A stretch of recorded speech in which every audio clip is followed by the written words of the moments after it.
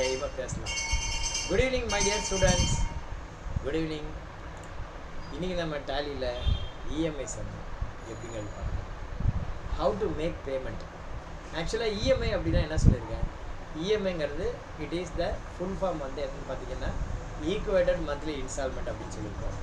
அந்த இஎம்ஐ அப்படின்னா அதில் வந்து 2 பார்ட் இருக்குது. ஒன்று பிரின்சிபல், இன்னொன்று என்ன part, interest. So principal plus interest is equal to EMI.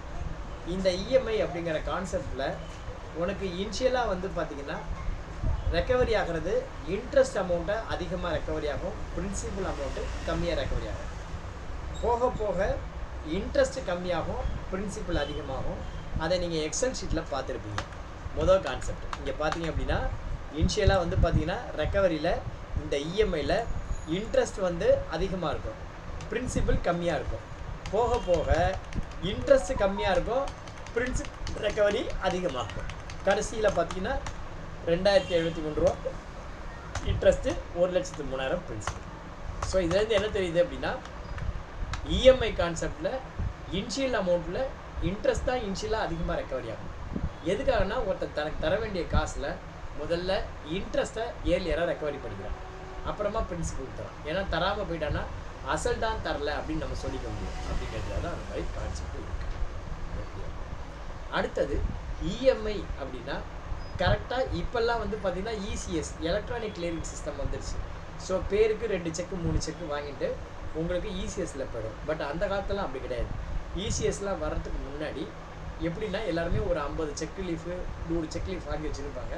அதில் எத்தனை இஎம்ஐயோ அத்தனை இஎம்ஐக்கு அத்தனை செக் கொடுக்கணும். இப்பயும் அந்த நடைமுறை இருக்குது, இல்லைன்னா சொல்ல வரல. இப்போ வந்து பார்த்திங்கன்னா அஷ்யூம் பண்ணிக்கோ, இஎம்ஐங்கிறது ஒரு பர்டிகுலர் டேட்டில் நம்ம அந்த இஎம்ஐயை கண்டிப்பாக பேமெண்ட் பண்ணணும். அப்படி பேமெண்ட் பண்ணாமல் விட்டுட்டோன்னா என்ன இம்பேக்ட் இருக்கும் அப்படின்னு வச்சுக்கோங்க. அந்த மாதிரி பேமெண்ட் பண்ணாமல் விட்டுட்டோன்னா ஒரு இஎம்ஐ பவுன்ஸ் ஆச்சு அப்படின்னா பவுன்ஸ் ஆகிற நமக்கும் சார்ஜ் பேங்க்லேயும் போடுவான், அவனும் போடுவான். ஃபார் எக்ஸாம்பிள் ஹிந்துஜா ஃபைனான்ஸில் 10 இஎம்ஐ கட்டிட்டேன், 11வது இஎம்ஐ நான் ஃபெயிலியர் ஆகிட்டேன் அப்படின்னு வச்சுக்கோங்க. அப்போ என்ன பண்ணுவாங்க அப்படின்னா பேங்க்கில் வந்து செக் பவுன்ஸ் சார்ஜஸ்ன்னு 400 ரூபா போட்டுருவான். அது 400 ரூபா காலியா. அதுக்கப்புறம் பார்த்தீங்கன்னா ஹிந்துஜா ஃபைனான்ஸ் அவன் என்ன பண்ணுவான், அவன் 2000 ரூபா ஃபைன் போடுவான், ரைட்டா. அப்போ அமௌண்ட்டு எவ்வளவோ அதை பற்றி பிரச்சனை கிடையாது. கொடுக்க வேண்டிய அமௌண்ட்டு 1000 ரூபாயாக இருக்கட்டும், 5000 ரூபா இருக்கட்டும், 1 லட்சமாக இருக்கட்டும், அது ப்ராப்ளம் கிடையாது. ஃபைனுன்னு பார்த்தீங்கன்னா அவன் 2000 ரூபா போடுவான், இவன் 500 ரூபா போடுவான். ஸோ 2500 ரூபா நம்ம ஃபைன் கட்டுற மாதிரி ஆகிடும். அதனால இஎம்ஐயை கரெக்டாக அந்த டேட்டில் ஹானர் பண்ண வேண்டியது ரொம்ப ரொம்ப முக்கியம். அந்த மாதிரி ஹானர் பண்ணாமல் விட்டால் இந்த பக்கமும் பாதிக்கும், அந்த பக்கமும் பாதிக்கும். ரெண்டாவது, ஒரு முறை செக்கு பவுன்ஸ் ஆகிடுச்சுன்னா நமக்கு சிவில் ஸ்கோர் வந்து அஃபெக்ட் ஆகும். அடுத்த 6 மாதத்துக்கு நம்ம எந்த ஒரு புது லோனும் வாங்க முடியாது. அதனால் நீங்கள் எந்த ஒரு கம்பெனிலையாவது அக்கௌண்டண்ட்டாக இருக்கீங்க அப்படின்னா அந்த மாதிரி நேரத்தில் இஎம்ஐ வரும்போது கரெக்டாக இந்த இஎம்ஐ வருது அப்படிங்கிறத உங்கள் முதலாளிக்கு நினைவுபடுத்தி அதுக்கு எவ்வளோ பணம் தேவையோ அதை 2 நாளைக்கு முன்னாடியே நீங்கள் அரேஞ்ச் பண்ணி வச்சுக்கிறது நல்லது. இது வந்து உங்களுடைய டியூட்டி.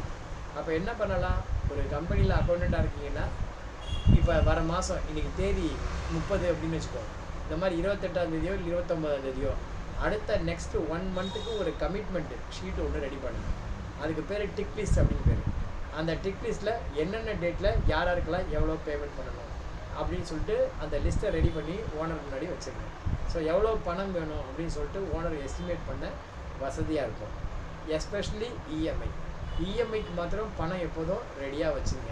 இல்லைனா பவுன்ஸ் ஆச்சுன்னா நம்ம அதுக்கு நிறைய விலை கொடுக்குற மாதிரி ஆகிடும். இப்போ அந்த இஎம்ஐக்கு பேமெண்ட் என்ட்ரி எப்படி போடுறது அப்படின்னா டேலியில் வந்துடுங்க. கேட்வே டேலி அக்கௌண்டிங் வவுச்சர் தி இஎம்ஐ ஃபஸ்ட் இஎம்ஐ டேட் என்ன இது பண்ணுறோம் அப்படின்னா நம்ம 2/5/2021 பேமெண்ட் பண்ணுறோம். டேட்டு மாற்றுங்க, F2 போட்டு 2/5/2021. இந்த மாதிரி என்ட்ரி பண்ணால் என்ன பண்ணுது, date cannot be below the current period அப்படின்னு கேட்குது. Date cannot be below the current period அப்படின்னா இங்கே கரண்ட் பீரியடுங்கிறது என்ன இருக்குன்னா 1/4/23 to 31/3/24. இங்கே வந்து ஸ்டார்டிங் பீரியடு காட்டும். கரண்ட் பீரியடுங்கிறது கரண்ட் பீரியட் ஸ்டார்டிங் பீரியடை இங்கே காட்டும். Date cannot be below the current period அப்படின்னு சொல்லுது. அதாவது நீங்கள் என்ட்ரி பண்ண இந்த டேட்டு கரண்ட் பீரியடை விட கம்மியாக இருக்க முடியாது அப்படிங்குது. அப்படின்னா என்ன பண்ண முடியும், இந்த வந்து நீங்கள் இந்த பீரியடு இந்த டேட்டை என்ட்ரி பண்ணணும்னா you have to change the period. என்ன பண்ணணும், சேஞ்ச் த பீரியட். அப்போ என்ன பண்ணணும், எஸ்கேப் கொடுத்து Alt F2 போட்டு நீங்கள் 2/5/21 அதை என்ட்ரி பண்ணணும். அப்படின்னா அதனுடைய ஃபினான்ஷியல் இயர் 21-22. அப்போ என்ன பண்ணணும்னா இங்கே 1/4/21 டு 31/3/22 அந்த மாதிரி என்ட்ரி போடணும். என்ட்ரி போட்டுட்டு அதுக்கப்புறம் என்ன பண்ணணும், again you have to change the date. நீங்கள் வந்து 2/5/21 அந்த மாதிரி டேட் போட்டு ஓடி அக்கௌண்ட்டை செலக்ட் பண்ணி, ஓகேவா, யாருக்கு பேமெண்ட் பண்ணுறோம், ஹிந்துஜா ஃபைனான்ஸ். எவ்வளவு, 1,05,742. 1,05,742. என்ட்ரு கொடுங்க. என்ட்ரு கொடுத்து மொதல் இஎம்ஐ என்ட்ரு கொடுங்க. என்ட்ரு கொடுத்து இங்கே வந்து செக் நம்பர், நம்ம என்ன செக் நம்பர் சொல்லியிருக்கோம், 106, செக் நம்பர் 106. அங்கே போய் எண்டு போயிட்டு இங்கே 106 அப்படின்னு செலக்ட் பண்ணிங்க. 106ன்னு செலக்ட் பண்ணுங்க. 120, 106 அப்படின்னு செலக்ட் பண்ணி என்ட்ரு கொடுத்து சேவ் பண்ணுங்க. ரைட்டா? அடுத்தது இஎம்ஐ 2, இது 2/6/21. 2/6/21 இந்த மாதிரி இப்போ ஓடி அக்கௌண்ட் செலக்ட் பண்ணி ஹிந்துஜா ஃபைனான்ஸ் செலக்ட் பண்ணி 1,05,742 அப்படின்னு போட்டு இப்போ ரெண்டாவது இஎம்ஐ செலக்ட் பண்ணுங்கள். ஃபஸ்ட்டு இஎம்ஐயில் ₹1 பெண்டிங் இருக்கா, 1,05,742. சரி, ரைட், ஓகே. ரெண்டாவது இஎம்ஐ செலக்ட் பண்ணுங்கள். 1,05,743. 1,05,743. இப்போ ரெண்டாவது இஎம்ஐ 1,05,743 போட்டு என்ட்ரு கொடுங்க. இங்கே வந்து பார்த்தீங்கன்னா செக் நம்பர் 107 அப்படின்னு வந்துடும். அதுக்கப்புறம் ஆட்டோமேட்டிக்காக வந்துடும். இதே மாதிரி எல்லா செக் நம்பரும் போட வேண்டியதான். அடுத்தது மூணாவது செக் நம்பர் 2,721. 2,721 போயிட்டு இதே பஞ்சாப் நேஷனல் பேங்க் ஓடி ஹிந்துஜா ஃபைனான்ஸு 1,05,743. என்ட்ரு போட்டு இந்த 1,07,000 போட்டு என்ட்ரு கொடுத்து செக் நம்பர் 108ன்னு வருதா பாரு. இதே மாதிரி நீங்கள் என்ட்ரி போட வேண்டியதான். இப்போ நாலாவது F2 போட்டு 28 பஞ்சாப் நேஷனல் பேங்க் ஓடி ஹிந்துஜா ஃபைனான்ஸு 1,05,743. நாலாவது இஎம்ஐ என்ட்ரு கொடுத்து சேவ் பண்ணு. அடுத்தது 5/2/9 அஞ்சாவது இஎம்ஐ ஹிந்துஜா ஃபைனான்ஸு 1,05,743. எகைன்ஸு அஞ்சாவது இஎம்ஐ என்ட்ரு கொடுத்து 10வது செக் நம்பர் என்ட்ரு கொடுத்து சேவ் பண்ணுங்க. இங்கே பார்த்தீங்கன்னா கரெக்டாக இருக்கும். ஓகேவா? அடுத்தது ஆறாவது இஎம்ஐ 2/10 ஓடி ஹிந்துஜா ஃபைனான்ஸ் 1,05,743. இதில் ஆறாவது இஎம்ஐ செலக்ட் பண்ணி என்ட்ரு கொடுத்து சேவ் பண்ணுங்க. அடுத்தது ஏழாவது. இந்த மாதிரி 24 இஎம்ஐயும் போடணும். நான் போடுறேன். ஓகேவா? ஓடியை செலக்ட் பண்ணுங்கள். ஹிந்துஜா ஃபைனான்ஸ் 1,05,743. இதை ஏழாவது இஎம்ஐ என்ட்ரு கொடுத்து சேவ் பண்ணுங்க. அடுத்தது எட்டாவது இஎம்ஐ 2/12/21. 2/12/21 ஓடி அக்கௌண்ட் ஹிந்துஜா ஃபைனான்ஸ் 1,05,743. இங்கே எட்டாவது இஎம்ஐ. ஓகேவா? என்ட்ரு கொடுத்து சேவ். அடுத்தது 9வது இஎம்ஐ 2/1 ஓடி ஹிந்துஜா 1,05,743. இது 9வது இஎம்ஐ என்ட்ரு கொடுங்க, சேவ் பண்ணு. அடுத்தது 10வது இஎம்ஐ 2/2 ஓகேவா? Punjab national bank Hindustan 1,05,743. Enter 10வது இஎம்ஐ செலக்ட் பண்ணி என்ட்ரு கொடுத்து சேவ் பண்ணு. அடுத்தது 11வது இஎம்ஐ 2/3 F2 போட்டு 2/3 ஓடி அக்கௌண்ட் ஹிந்துஜா ஃபைனான்ஸு 1,05,743. 11வது இஎம்ஐ என்ட்ரு கொடுத்து செலக்ட் பண்ணுங்கள். கரெக்டாக 116 வரிசையாக வருதா பார்த்துக்கோ. இப்போ அடுத்தது பார்த்தீங்கன்னா 2/4/22. இதுக்காக தான் நான் 1 இயர் போடுறது. 2/4/22 என்ட்ரி பண்ண என்ன சொல்லுது, date cannot be above the current period அப்படின்னு பண்ணுறேன். அதாவது நீ என்ட்ரி பண்ணுற டேட் வந்து பார்த்தீங்கன்னா கரண்ட் பீரியட் 31/3 காட்டினா அது முடிகிற பீரியடு, 1/4 பார்த்தீங்கன்னா ஆரம்பிக்கிற பீரியடு. நீ 2/4 போட்டதுனால முடிகிற டேட்டு தூக்கி போடுது. ரைட்டா? என்ன போடுது, 2/4 போட்டதுனால முடிகிற டேட் போடுது. ஸோ நீ இப்போ இருக்கிற பீரியடு 21/22. என்ட்ரி பண்ண ட்ரை பண்ணுறது 22/23. அப்போ என்ன பண்ணணும்னா எஸ்கேப் கொடுங்க. எஸ்கேப் கொடுத்து Alt F2 போயிட்டு இங்கே 21/22 இருக்கிறத போயிட்டு 1/4/22 31/3/23 அப்படின்னு மாற்றிக்கிட்டு இப்போ திரும்பவும் F2 போயிட்டு 2/4/22 போடுங்க. போட்டு எகைன் வாங்க ஹிந்துஜா ஃபைனான்ஸ் 1,05,743. இதில் வந்து பார்த்தீங்கன்னா 12வது இஎம்ஐ. அடுத்தது 13 2/5 2/5 போட்டால் போதும். 2/5/22 போட வேண்டாம். ஹிந்துஸ்தான் போட்டு 1,05,743. 13வது இஎம்ஐ என்ட்ரு கொடுங்க. என்ட்ரு கொடுத்து சேவ் பண்ணுங்கள். அடுத்தது 14வது இஎம்ஐ 2/6 இங்கே வந்து பார்த்தீங்கன்னா Punjab national bank Hinduja finance 1,05,743 against reference 14. அந்த ₹1 இருக்கணும் கடைசியாக அது நமக்கு தேவைப்படும் போட்டுக்கலாம். அடுத்தது 2722 F2 போட்டு 27 ஓடி அக்கௌண்ட் ஹிந்துஸ்தான் 1,05,743. ரிப்பீட்டட் ஒர்க்குங்கிறதுனால நான் என்ன பண்ணுறேன், வேகமாக போடுறேன், வேறு ஒன்றும் இல்லை. 1,05,743. அடுத்தது 16 EMI 16 28 Punjab national bank Hindustan 1,05,743. இங்கே 16வது EMI 16வது EMI செக் நம்பர் 21. அடுத்தது 29 Punjab national bank Hinduja finance 1,05,743 against reference 17. நீங்கள் வீடியோ பார்க்கும்போது இதை நீங்கள் ஸ்கிப் பண்ணி பார்த்துங்க, ஒன்றும் பிரச்சனை இல்லை. EMI 18 2/10/22 Punjab national bank Hinduja finance 1,05,743. இது வந்து பார்த்திங்கன்னா இந்த அமௌண்ட்டு என்ட்ரு கொடுத்து சேவ் பண்ணிக்கலாம். அடுத்தது 19-24 செக் நம்பர் கரெக்டாக டேலியாக தான் பார்த்துக்கணும். ஓகேவா? Punjab national bank Hinduja finance 1,05,743. இங்கே எகைன்ஸ்ட் ரெஃபரன்ஸில் 19 என்ட்ரு கொடுத்து சேவ் பண்ணலாம். அடுத்தது EMI 20 2/12 Punjab national bank Hinduja 1,05,743. Against ரெஃபரன்ஸில் போய்ட்டு என்ட்ரு கொடுத்து சேவ் பண்ணிக்கலாம். அடுத்தது EMI 2/1 Punjab national bank Hinduja 1,05,743. Entry கொடுத்து சேவ் பண்ணிக்கலாம். அடுத்தது 2/2 பஞ்சாப் நேஷனல் பேங்க் ஹிந்துஜா 1,05,743. இதில் 2வது EMI போட்டு என்ட்ரு கொடுத்து சேவ் பண்ணிக்கலாம். அடுத்தது EMI 23 2/3 ஓடி அக்கௌண்ட் ஹிந்துஜா என்னாச்சு 1,05,743. என்ட்ரு கொடுத்து சேவ் பண்ணிக்கலாம். அடுத்தது EMI 4 2/4/23 என்ட்ரி பண்ணுங்கள். இந்த மாதிரி என்ட்ரி பண்ண முடியாது, என்ன சொல்லுது, date cannot be above the current period. அப்போ எஸ்கேப் போய்ட்டு Alt F2 போட்டு 1/4/23 31/3/24 போடுங்க. போட்டுட்டு இப்போ F2 போட்டு 2/4/23 என்றைக்கு பேமெண்ட் பண்ணுறியோ அந்த டேட்டை போட்டு என்ட்ரு கொடுங்க. ஹிந்துஜா ஃபைனான்ஸு எவ்வளோ 1,05,740. இங்கே எவ்வளோ காட்டுது பாருங்கள், 1,05,722 ஃபைனல் பில்லு. அதில் போய்ட்டு இந்த ₹1 பண்ணிவிட்டு பேலன்ஸ் இருக்கிற அமௌண்ட்டை போட்டு என்ட்ரு போட்டு முடிச்சுருங்க. சரியா இருந்துச்சு. இப்போ போய்ட்டு ஹிந்துஜா ஃபைனான்ஸ் போய் பார்த்தீங்க அப்படின்னா கேட்வே ஆஃப் டாலிலேருந்து DAL அதில் போய்ட்டு ஹிந்துஜா ஃபைனான்ஸ் பார்த்தீங்க அப்படின்னா உங்களுக்கு பில் வந்து செட்டில் ஆகிடும். ஓகேவா? Alt F2 போட்டு 1/4/21 32/4/23 வரைக்கும் உள்ளது பார்த்தீங்கன்னா நீங்கள் வாங்கின கடன், நீங்கள் அக்கௌண்ட் பண்ண இன்ட்ரெஸ்ட்டு, அதுக்கு நீங்கள் பண்ணின பேமெண்ட்ஸு எல்லாமே வந்து அட்ஜஸ்ட் ஆகி இங்கே க்ளோசிங் பேலன்ஸு நில்லாயிடும். இதில் போய் பில் வைஸ் பார்த்தீங்கன்னா உங்களுக்கு ஒன்றும் இருக்காது.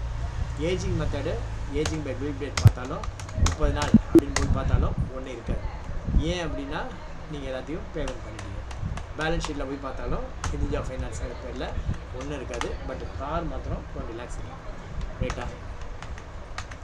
ஸோ பேமெண்ட் என்ட்ரி இப்படி தான் போகணும். ரைட். இப்போ இதில் இன்னொரு விஷயம் சொல்லியிருக்கேன். ஒரு லோன் வாங்கும்போது நீங்கள் வந்து 2 விஷயம் லோன் கூட கொடுக்குற மாதிரி இருக்கும். நீங்கள் நிறைய லோனுக்கு வந்து பேங்க் ஸ்டேட்மெண்ட்டு, பேன் கார்டு, அந்த மாதிரி ஆதார் கார்டு, அந்த மாதிரி டீட்டெயில் கொடுக்கணும்.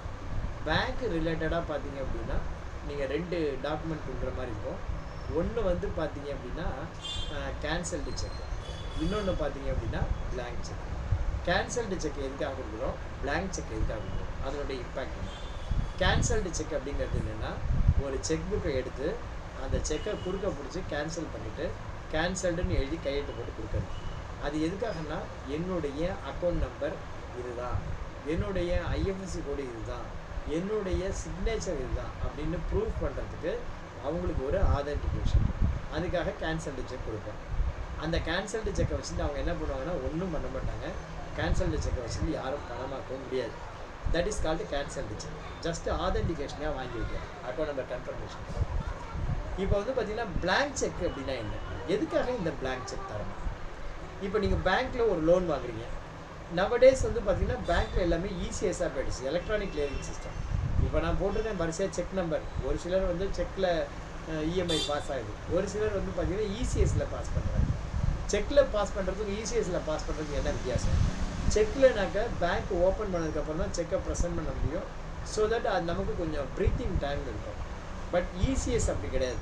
இப்போ வந்து பார்த்தீங்கன்னா இன்றைக்கி 2ஆம் தேதி எனக்கு இஎம்ஐ வருது, எவ்ரி மந்த்து 2ஆம் தேதி எனக்கு இஎம்ஐ வருது. 2ஆம் தேதி இஎம்ஐனா நான் 10 மணிக்கு இஎம்ஐ வந்து பாஸ் ஆகாது. 2ஆம் தேதி கரெக்டாக 11:59 ரெடியாக இருக்கும். 12 மணி டைம் அடித்த வேகத்துக்கு நம்ம அக்கௌண்ட்லேருந்து பணத்தை எடுத்தோம். அதுதான் இசிஎஸ். ஓகேவா? ஸோ அந்த மாதிரி எலக்ட்ரானிக் கிளியரிங் சிஸ்டம். பட் செக்கு அப்படிங்கிறது பார்த்தீங்கன்னா it comes under negotiable instrument act. Sex வந்து பார்த்தீங்கன்னா நெகோஷியபிள் இன்ஸ்ட்ருமெண்ட் ஆக்ட். சப்போஸ் நான் வந்து லோன் வாங்கிட்டு லோன் கட்டாமலே விட்டுட்டேன், இசிஎஸ் பவுன்ஸ் ஆகிடுச்சு. இசிஎஸ் பவுன்ஸ் சார்ஜஸ் போட்டு கிளைம் பண்ணலாம், ரைட்டு. பட் இசிஎஸை காட்டி என் மேலே கேஸ் போட முடியாது. ஏன்னா இசிஎஸ்ங்கிறது it is not a negotiable instrument act. அது வந்து பார்த்தீங்க அப்படின்னா அந்த இசிஎஸ்ங்கிறது ஜஸ்ட் ஒன்று arrangement of collecting the amount. அது மாதிரி பணத்தை கலெக்ட் பண்ணுறதுக்கு அவங்க பண்ணி வச்சுருக்கிற ஒரு ஈஸி அரேஞ்ச்மெண்ட், அதுதான் இசிஎஸ் உடைய. ECS is not a negotiable instrument ஆகும். அப்போ நான் பணம் வாங்கிட்டு திருப்பி கட்டாமல் ஏமாற்றிட்டா என்ன பண்ணுறது? என் மேலே ஏமாத்திட்டேன்னா செக் பவுன்ஸ் கேஸ் வேணும். செக் பவுன்ஸ் கேஸ் போடணும் அப்படின்னா என்ன பண்ணணும்? அவங்க கையில் செக் இருக்கணும், அந்த செக்கை என் அக்கௌண்ட்டுக்கு ப்ரெசென்ட் பண்ணியிருக்கணும், ப்ரெசென்ட் பண்ண செக்கு பவுன்ஸாக இருக்கணும். அந்த மாதிரி பவுன்ஸாக இருந்த பட்சத்தில் தான் அவங்க என் மேலே செக் பவுன்ஸ் கேஸு போட முடியும், இல்லைன்னா போட முடியும். அப்போ என்ன பண்ணுவாங்க அப்படின்னா, இந்த மாதிரி ஒன்று இசிஎஸ் ஒரு 4-5 வாட்டி ஃபைன் ஆகிடுச்சு அப்படின்னா அவங்க என்ன பண்ணுவாங்கன்னா, நம்ம கொடுத்த பிளாங்க் செக்கை அவங்க பேரை எழுதி பேங்க்கில் ப்ரெசென்ட் பண்ணுவாங்க. அந்த மாதிரி ப்ரெசென்ட் பண்ணி பவுன்ஸ் ஆகும். அந்த மாதிரி பவுன்ஸ் ஆகிடுச்சுன்னா பவுன்ஸ் ஆன செக்கை காட்டி என் மேலே கேஸ் போட்டுருவாங்க. அந்த மாதிரி கேஸ் போட்டாங்க அப்படின்னா அது அவங்களுக்கு பணத்தை, அவங்களுக்கு வர வேண்டிய பணத்தை ரெக்கவரி பண்ணுறதுக்கு அது வந்து வழிவகுக்கும். சொல்லுங்கள் சத்யா, என்ன டவுட்டு? சத்யா தெரியாத போட்டு பரவாயில்ல, தெரிஞ்சே பட்டாலும் பரவாயில்ல, ஒன்றும் பிரச்சனை இல்லை. Right, okay. இப்போ இதுக்கு பேர் தான் பவுன்ஸ்டு செக். இப்போ 2 விஷயம். பவுன்ஸ்டு செக்கு எதுக்காகன்னு சொல்லிட்டேன். செக்கை வந்து பவுன்ஸ் பண்ணி வச்சாதான் அந்த செக்குக்கு அலைவு.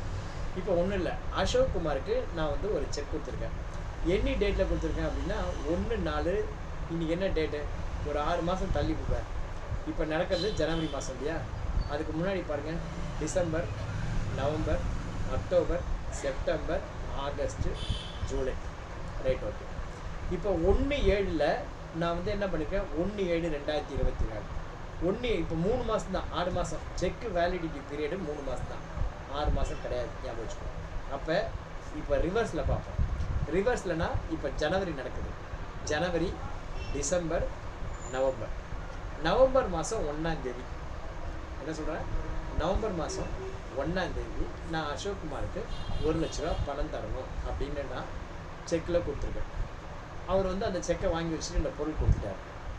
இப்போ அசோக் குமார் என்ன பண்ணுறாரு, அந்த நவம்பர் 1ஆம் தேதி அந்த செக்கை ப்ரெசென்ட் பண்ண போகிறாரு. நான் உடனே அசோக் குமாரை கூப்பிட்டு சொல்கிறேன், அசோக் குமார் இந்த மாதிரி செக்கு ப்ரெசென்ட் பண்ணாதீங்க, கொஞ்சம் அக்கௌண்ட்டில் பணம் கம்மியாக இருக்குது, ஒரு 10 நாள் டைம் உங்களுக்கு வச்சுங்க, அந்த செக்கு இருக்கட்டும், நான் போடுறேன் அப்படின்னு.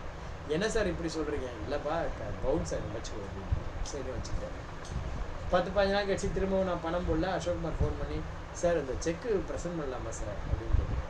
இல்லைப்பா, இன்னும் பணம் அரேஞ்ச் பண்ணலப்பா. வந்துடும்ப்பா, எங்கே போயிட போகுது, உங்ககிட்ட இருந்தால் என்கிட்ட வந்துடும்ப்பா, நான் ஒரு 10 நாள் டைம் விடுவேன், 15 நாள் டைம் விடுவேன், நான் ஒரு வர வேண்டும் அப்படின்னு சொல்லி என்னாச்சு, 3 மாதம் ஆகிடுச்சு. இன்றைக்கி டேட்டு 30/1/2025. 3 மாதம் முடிய போகுது. என்கிட்ட அசோக் குமார் கேட்குறாரு, சார் இன்னும் செக்குக்கு ப்ரெசென்ட் பண்ணால் 1 நாள் தான் சார் இருக்குது, நாளைக்கு வெள்ளிக்கிழமை இந்த செக்கை ப்ரெசென்ட் பண்ணணும் சார், அப்புறம் அந்த செக்கு செல்லாம் போயிடும். செக்கு செல்லனா வேறு செக் தரேன், ஏன் கவலைப்படுற, கொஞ்சம் பெருமையாரு அப்படின்ற. நாளைக்கு ப்ரெசென்ட் பண்ணணும்னா அவர் ப்ரெசென்ட் பண்ணவே இல்லை. 2 சினாரியோ. அதை ப்ரெசென்ட் பண்ணுறதுக்கான டியூ டேட் வந்து பார்த்தீங்கன்னா 3 மாதம் என்னைக்கு முடியுதுன்னா நாளைக்கோட முடியுது, 30/1. இதில் 2 சினாரியோ.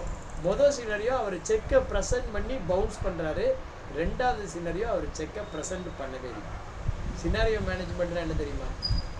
சினாரியோ மேனேஜ்மெண்ட் அப்படிங்கிறது என்னன்னா 12B படம் பார்த்தா தெரியும். வடபழனிலேருந்து போகும் 12B. எங்கே போகுது 12B? வடபழனி டு பட்டணம் பார்க்கணும்னு நினைக்கிறேன். சினாரியோ அப்படின்னா இப்படி இருந்தால் எப்படி, அப்படி இருந்தால் எப்படி, அதான் சினாரியோ.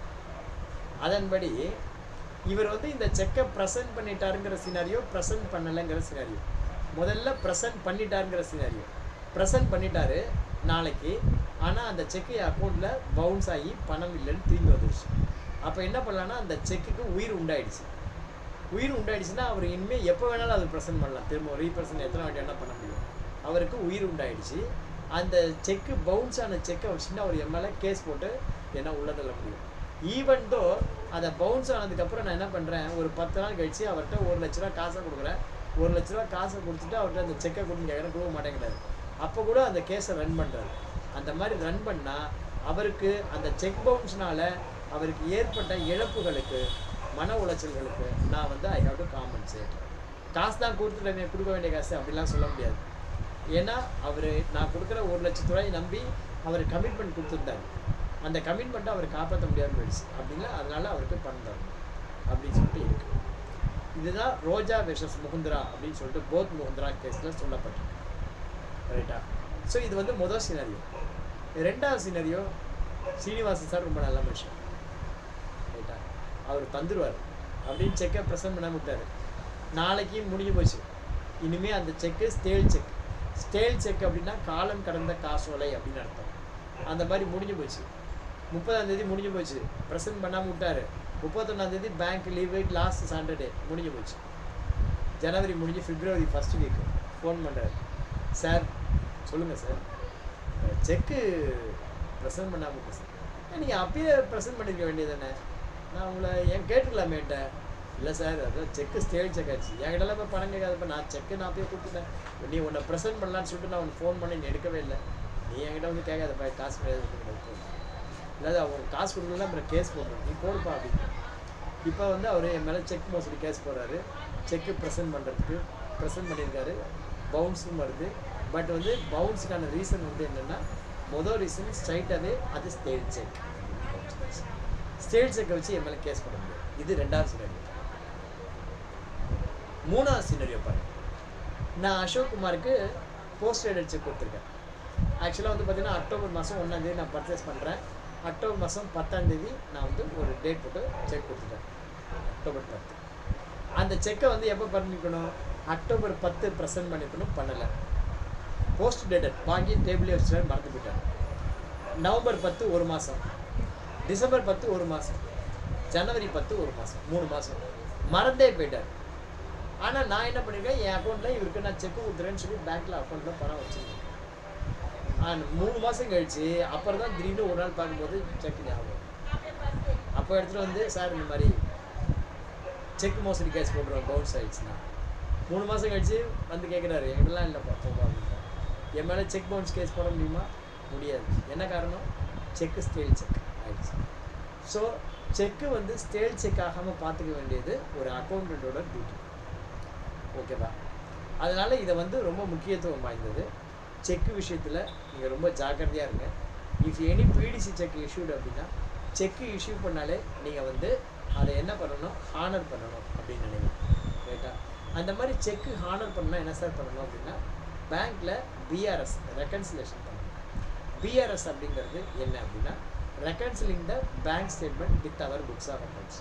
எதுக்காக ரெக்கன்சில் பண்ணணும்? எதுக்காக ரெக்கன்சில் பண்ணால், டேலியில் உன்னுடைய பேங்க் பேலன்ஸ் ஒன்றா காட்டும், புக்கில் வேறு பேலன்ஸ் இருக்கும், பேங்க்கில் வேறு பேலன்ஸ் இருக்கும். நீ பேங்க் பேலன்ஸை நம்பிட்டு நீ வந்து பண்ணக்கூடாது. என்ன பேலன்ஸ் இருக்குன்னு தெரிஞ்சுட்டு அதுக்கேற்ற மாதிரி தான் செக் இஷ்யூ பண்ணணும். அதை வந்து கரெக்டாக பிஆர்எஸ் பண்ணணும். அதுக்காக தான் இருக்குது அந்த ஆப்ஷன். அதை வந்து எப்படி பண்ணுறது அப்படிங்கிறது இன்னொரு கிளாஸில் பார்க்கலாம். இன்றைக்கி நீங்கள் பண்ண வேண்டியது இதே இஎம்ஐ சப்பில் எப்படியெல்லாம் வந்து நீங்கள் என்ட்ரி போடணும் அப்படின்னு போடுங்க.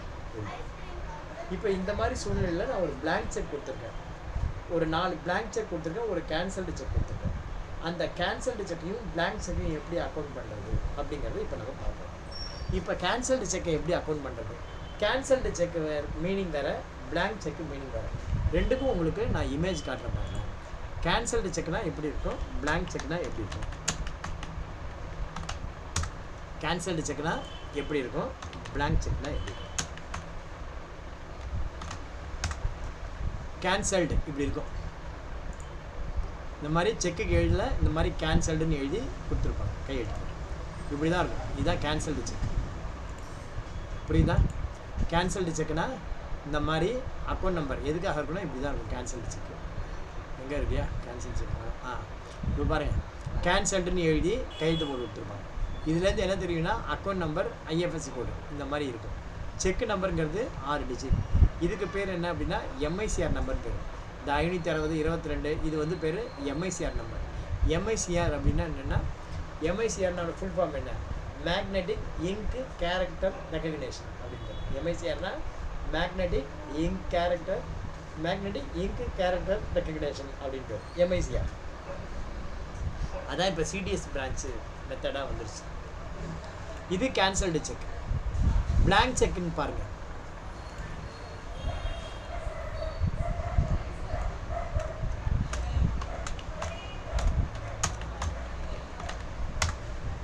பிளாங்க் செக்குங்கிறது ஒன்றுமே எழுதிருக்காது, இந்த மாதிரி இருக்கும்.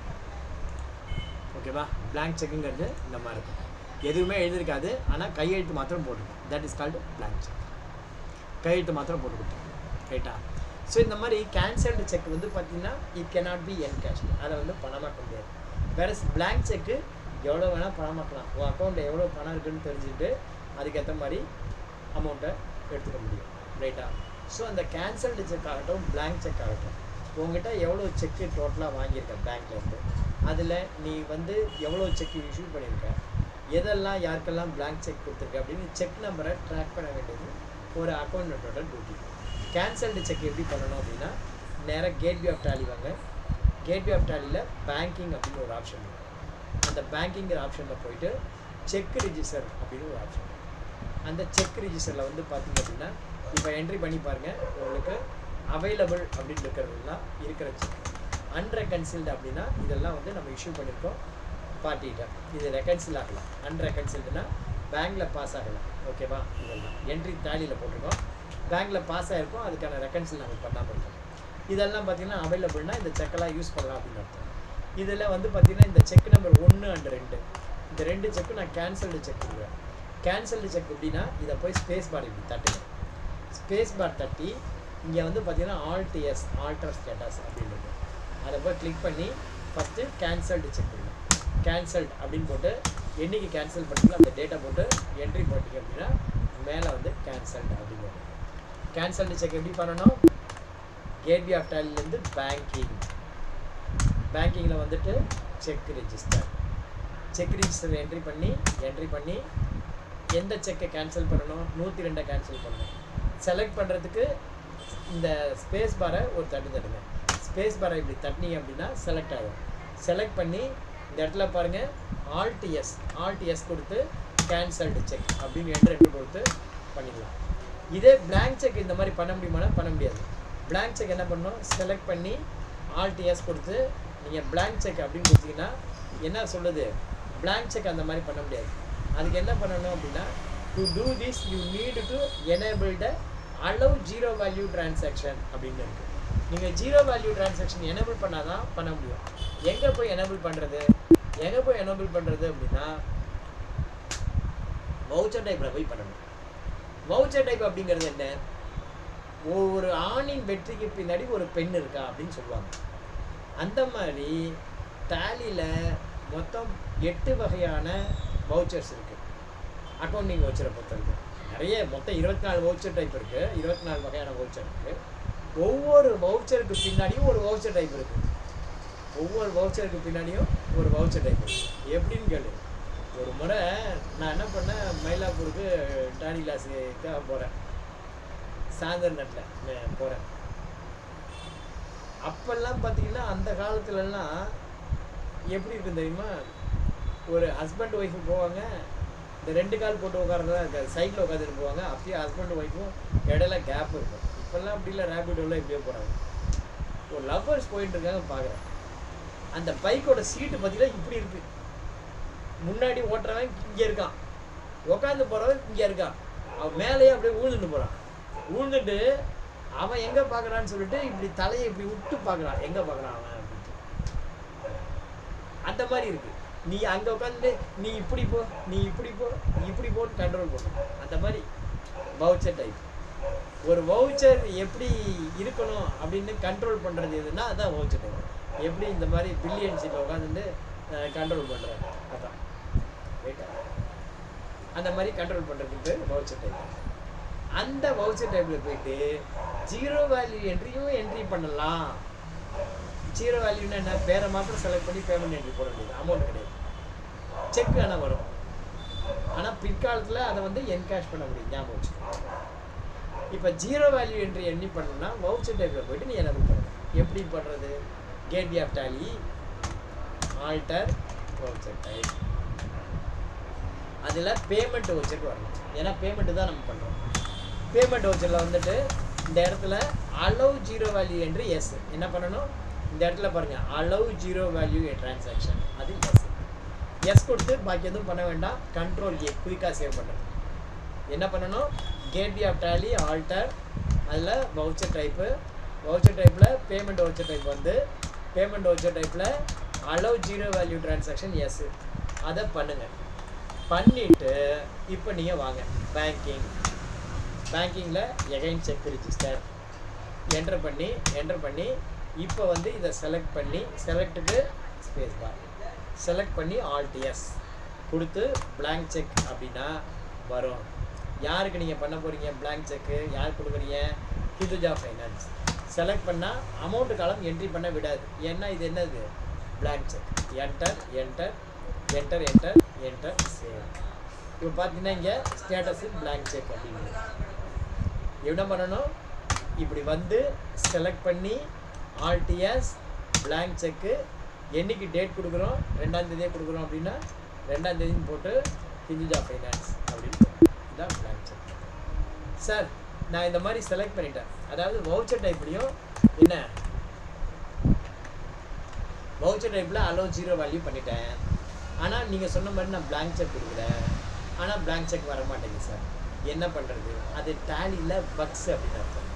அப்போ இந்த பக்ஸ் வந்தால் எப்படி சார் அட்ஜஸ்ட் பண்ணுறது? இது வந்து ஒரு சின்ன டெக்னிக்கல் எரர். இது வந்தால் என்ன பண்ணுறது? இதுக்கு வந்து பார்த்திங்கன்னா ஒரு சின்ன எக்ஸாம்பிள் ஒன்று சொல்கிறேன். இப்போ வந்து நம்ம ராக்கெட்டு ஏவ போகிறோம். என்ன பண்ண போகிறோம்? நம்ம ராக்கெட்டு, இதுதான் ராக்கெட் ஏவுற தளம் அப்படின்னு வச்சுப்போம். இது வந்து ராக்கெட் ஏவுற தளம், இதுதான். இதுலேருந்து நம்ம ராக்கெட் ஏவ போகிறோம். இப்போ இதுதான் ராக்கெட்டு அப்படின்னு வச்சுப்போம். இது வந்து என்ன? ராக்கெட்டு. இதை வந்து நம்ம என்ன பண்ணுறோம்? இப்போ ராக்கெட் ஏவ போகிறேன். இந்த மாதிரி ராக்கெட்டு போடுறேன், கிளம்பவே மாட்டேங்குது. ஓகேவா? நித்யா வர நேரத்தை பற்றி நித்யா வரலே, ஏன்னா நித்திரை வர நேரத்துக்கு நித்யா வரீங்க, நித்திரை தூங்குற நேரத்துக்கு வரீங்க கிளாஸ். இப்போ வந்து பார்த்தீங்கன்னா இந்த மாதிரி ராக்கெட் இருக்குது, இந்த ராக்கெட் வந்து கிளம்ப மாட்டேங்குது. என்ன பண்ணாலும் சரி என்னென்னோ பண்ணி பார்க்குறோம் மெக்கானிசம், இந்த ராக்கெட் வந்து கிளம்ப மாட்டேங்குது. என்ன பண்ணுறது எனக்கு தெரியல. அப்போ வந்து பார்த்தீங்கன்னா எல்லோரும் ஒவ்வொரு ஆலோசனை சொல்கிறாங்க. எலுமிச்சம்பழம்லாம் வச்சு பார்த்தாச்சு, பூஜை பண்ணி பார்த்தாச்சு, அப்பயும் அது கிளம்பவே இல்லை. ஒரு நல்ல எக்ஸ்பீரியன்ஸ் பர்சன் வந்து சொல்கிறாரு, சார் நான் ஒரு ஐடியா சொல்லட்டுமா? சொல்லுங்கள் சார். இந்த ராக்கெட் இருக்குல்ல, அதை நீங்கள் என்ன பண்ணுங்கள், லைட்டாக அப்படியே கொஞ்சம் இப்படி சாய்ங்க சார், சாய்ச்சிட்டு அப்புறமா இப்படி திருப்பி நிப்பாட்டுங்க, இப்போ நீங்கள் ஸ்டார்ட் பண்ணுங்க, கிளம்பும் அப்படிங்கிறாரு. சரி எல்லாத்தையும் ட்ரை பண்ணி பார்த்தாச்சு, இதையும் ட்ரை பண்ணுவோம் அப்படின்னு சொல்லிட்டு என்ன பண்ணுறாங்க, இந்த ராக்கெட்டை அப்படியே சாய்க்கிறாங்க, 45 டிகிரி சாய்க்கிறாங்க. சாய்ச்சிட்டு இப்படி திரும்பவும் நிப்பாட்டிட்டு இப்போ ஸ்டார்ட் பண்ணுறா, ராக்கெட் அப்படியே கிளம்பி போயிட்டே இருக்கு. என்ன ஆச்சரியம்னு எல்லாருக்கும் யோசனை. என்ன சார் டெக்னிக் இது, இதில் என்ன இருக்குது அப்படின்னு? ஒன்றும் இல்லையா, நான் டெய்லி வண்டியை ஸ்டார்ட் பண்ணுறது, கிளம்புவேன், வண்டியை ஸ்டார்ட் பண்ணுவேன், வண்டி ஸ்டார்ட் ஆகாது, உதச்சி ஸ்டார்ட் பண்ணுவேன், அப்போ கூட ஸ்டார்ட் ஆகாது. வண்டி அப்படியே லைட்டாக சாய்ச்சிப்பேன், என் ஒய்ஃபை ஒரு நிமிஷம் அப்படி கண் முன்னாடி கொண்டு வருவேன், எனக்கு பயங்கர கோபம் வரும், ஓகே ஒரு விடுவேன், வண்டி ஸ்டார்ட் ஆகிடும். அதுதான் டெக்னிக். அதே டெக்னிக் தான் இங்கே பண்ணுறேன் அப்படின்னு சொன்னாங்க. நிஜமாக இது நடந்தது. எதுலன்னா ஸ்ரீஹரிகோட்டாவில் இந்த மாதிரி ஒரு முறை நடந்தது, நிஜமாவே திருச்சிச்சு அப்படின்னு போயிடுச்சு. அந்த மாதிரி டேலியில் பக்ஸ் வரும். அந்த மாதிரி பக்ஸ் வந்தால் இந்த மாதிரி blank செக்கு எனபிள் ஆகாது. நீங்கள் கவலைப்பட வேண்டாம் அதுக்காக, ரைட்டா? எப்படி இந்த ராக்கெட்டை இப்படி பண்ணி கொண்டு வரோம், அந்த மாதிரி ஒரு சின்ன டெக்னிக்கு அதை பண்ணினீங்க அப்படின்னா உங்களுக்கு அது சக்ஸஸ் ஆகும். அது எப்படிங்கிறது பார்க்கலாமா?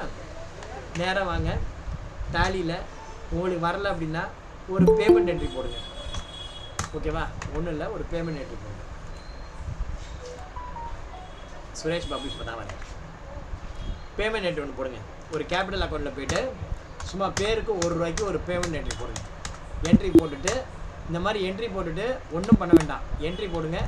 இப்போ போய்ட்டு நீங்கள் பேங்கிங்கில் போய்ட்டு செக் ரிஜிஸ்டரில் நீங்கள் செலக்ட் பண்ணி இப்போ வந்து நீங்கள் இப்போ கேன்சல்டு செக் பிளாங்க் செக் கொடுக்கணும் அப்படின்னா எந்த செக் கொடுக்கணும், ஃபார் எக்ஸாம்பிள் இப்போ இந்த செக்கு வந்து பிளாங்க் செக் அப்படின்னா செலக்ட் பண்ணி இப்போ வந்து நீங்கள் ஆர்டிஎஸ் கொடுத்து பிளாங்க் செக் போட்டு யாருக்கு கொடுக்குறீங்க, ஹிந்துஜா ஃபைனான்ஸ் அப்படின்னு போட்டு என்ட்ரி போட்டிங்கன்னா வரும். ஓகேவா? அவ்வளோதான், இதான் method.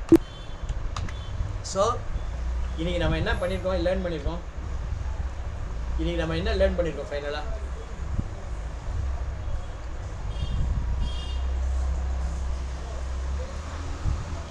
How to pass the payment entry in Tally முதல்ல.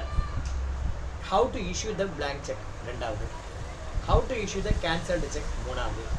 சப்போஸ் நம்ம blank check இஷ்யூ பண்ணும்போது blank check வரலைன்னா ஒரு பேமெண்ட் என்ட்ரி போட்டு அதுக்கப்புறமா அதை டெலீட் பண்ணிட்டு பாரு.